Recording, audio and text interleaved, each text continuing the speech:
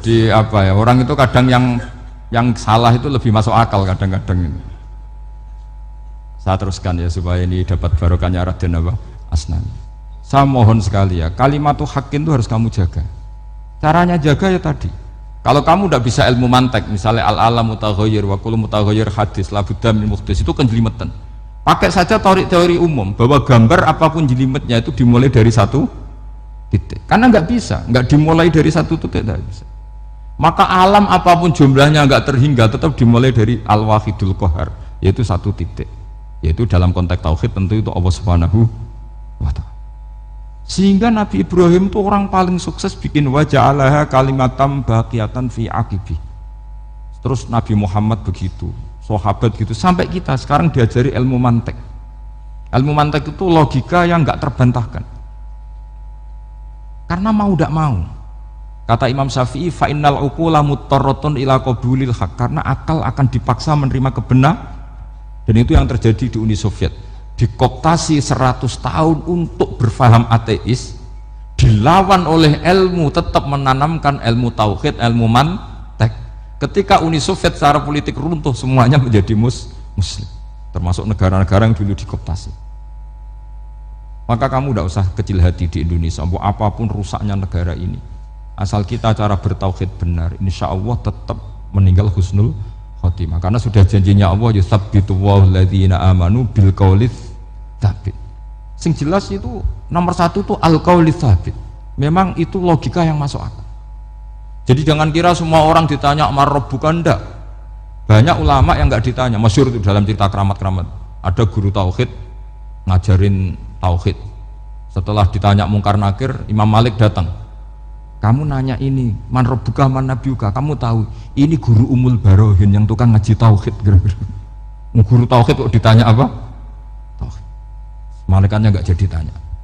Dan saya percaya cerita-cerita seperti itu karena secara umum itu ala inna auliya Allahi la khaufun alaihim walahum yahzanun lahumul busra fil hayatid dunya wa fil akhirah. Artinya kalau wali itu kok ditanya mungkar nakir berarti ngalami ketakutan.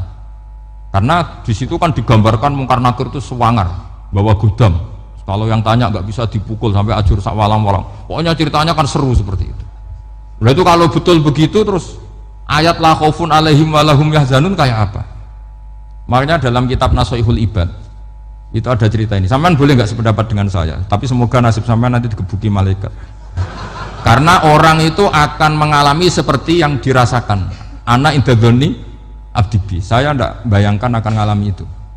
Makanya saya ini ngajar tauhid terus. Paling tidak kalau ditanya marbuka mana buka, sampean tahu profesi saya ini pengajar tauhid. Dan biji saya 9. Dulu saya di MGS, kalau ada teman bijinya tauhid kok 4, terus ke ahli swarga, tauhidnya jeblok. Dari kalau bijinya 4 terus ke ahli swarga, tauhidnya apa? Jeblok. Tapi yang bijinya 9, ya ahli swarga, tauhidnya itu, saya dulu bijinya 9. Terus 9 terus sampai tamat, karena nggak ada biji 10. Karena kalau 10 itu kan terlalu sempurna, nggak baik lah manusia kok sempurna gitu, jadi sudah 9 aja kan gitu. Tapi sebetulnya pantasnya ya dapat 10. Bemergo saake, bemergo tenan nggak tahu saya. Di Nashihul Ibad itu ada cerita gini, dan saya percaya itu di sarahnya itu, juga di sarah apa itu yang disarahi Syekh Nawawi itu. Pokoknya saya kalau ingat Raden Asnawi pasti ingat Syekh Nawawi. Saya tidak memastikan apa murid guru apa saling istifadah, yang jelas itu teman dekat, teman fil ilm. Sayyidina Ali itu pernah minta kasyaf sama Allah. Saya percaya tidak semua orang ngalami marbuka ditanya itu. Ya Allah, saya minta kasyaf itu ngerti alam gaib. Ingin tahu Umar. Jadi diam-diam Sayyidina Ali itu ya mangkal sama Sayyidina. Wong kok terasingon. Angger wong kok tahu disentak. Jajal wani nyentak malaikat ora, itu kata Sayyidina. Jadi dia minta kasyaf karena kenangannya dia melihat Umar itu, semua orang pernah disentak sama Sayyidina Umar itu. Maka Sayyidina Ali minta kasyaf, ya Allah saya ingin melihat Umar menghadapi mungkar nakir, masih garangkah apa enggak? Itu dah, itu minta kasyaf. Pas kasyaf beliau bangun dari kubur, duduk, dilihat sama Sayyidina Ali ini ngalami kasyaf. Sama ndak usah tanya, ndak wali kok tanya, ya sudah pokoknya percaya aja. Akhirnya malaikat mungkar nakir datang. Itu di situ digambarkan matanya itu kalkidril mughalla, kayak apa itu panci yang dibakar. Wah, seru. Sumpah Sayyidina Ali, baru ini kamu akan takut gitu. Tapi ternyata enggak, Umar bangkit disewentak orang tua itu. Kamu tahu menghadapi siapa? Yang sopan gitu. Oh, sontak. Kaget malaikatnya itu karena enggak pernah ngalami disentak, mungkin itu pertama gitu. Kaget. Memangnya kamu siapa? Saya ini teman kekasih Tuhanmu.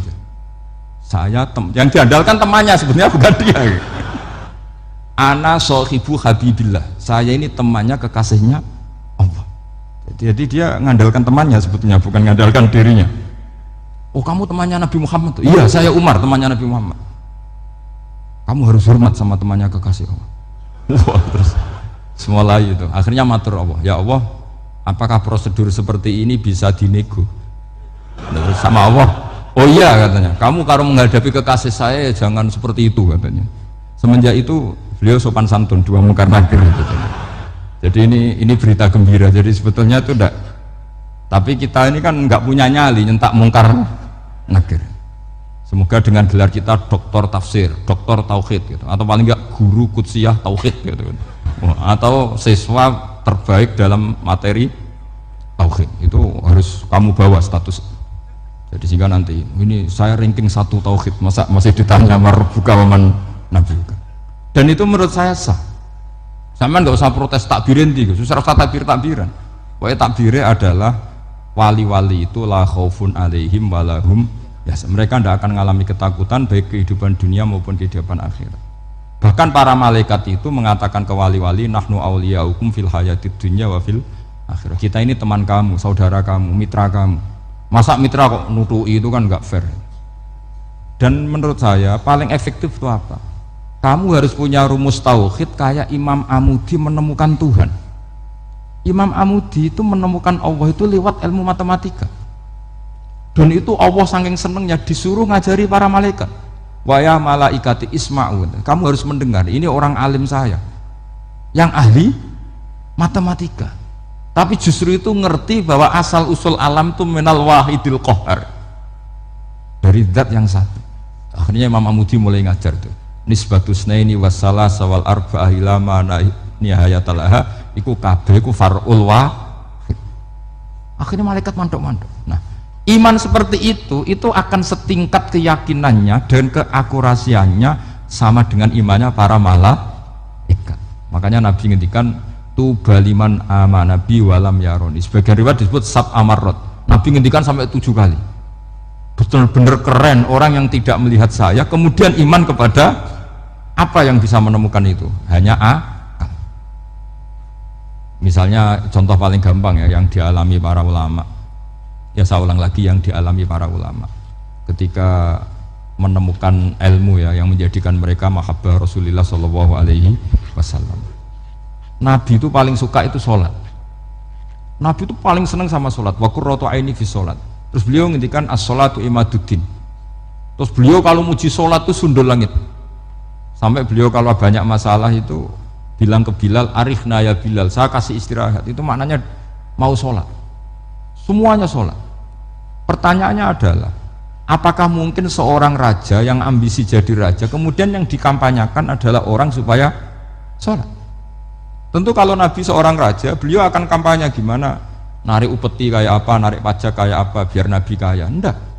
Nabi itu paling tersiksa kalau orang tidak sholat, tersiksa kalau orang tidak sujud. Loh, kalau beliau seorang raja ngapain mempopulerkan sholat? Maka makna sholat imaduddin adalah sholat itu tiang agama. Maknanya tiang agama, kamu akan tahu betul kalau dia seorang nabi. Karena apa? Yang diajarkan adalah sholat. Loh, coba untungnya apa bagi Nabi Muhammad ketika umat Islam sholat? Kan tidak ada untungnya sama sekali. Justru itu kelihatan kalau dakwah beliau itu dakwatul haq, mengajak kebenaran. Lu wong kok kampanyenya ini kon sholat, mestinya nak kepengen sugih kan kon bayar pajak, upeti. Tapi enggak, Nabi itu ngajarkan apa? Orang supaya sholat. Dan ini diimplementasikan sama Raden Asnawi, beliau ngarang pesolatan. Orang sealim itu yang dikarang pesolatan. Makanya saya tuh kagum. Saya saksinya banyak, tanya murid-murid saya kalau beli pesolatan sak kerdus, saya kirim ke Korea, terus ke pedalaman-pedalaman itu. Karena saya butuh pesolatan, bahwa orientasi kita itu sholat.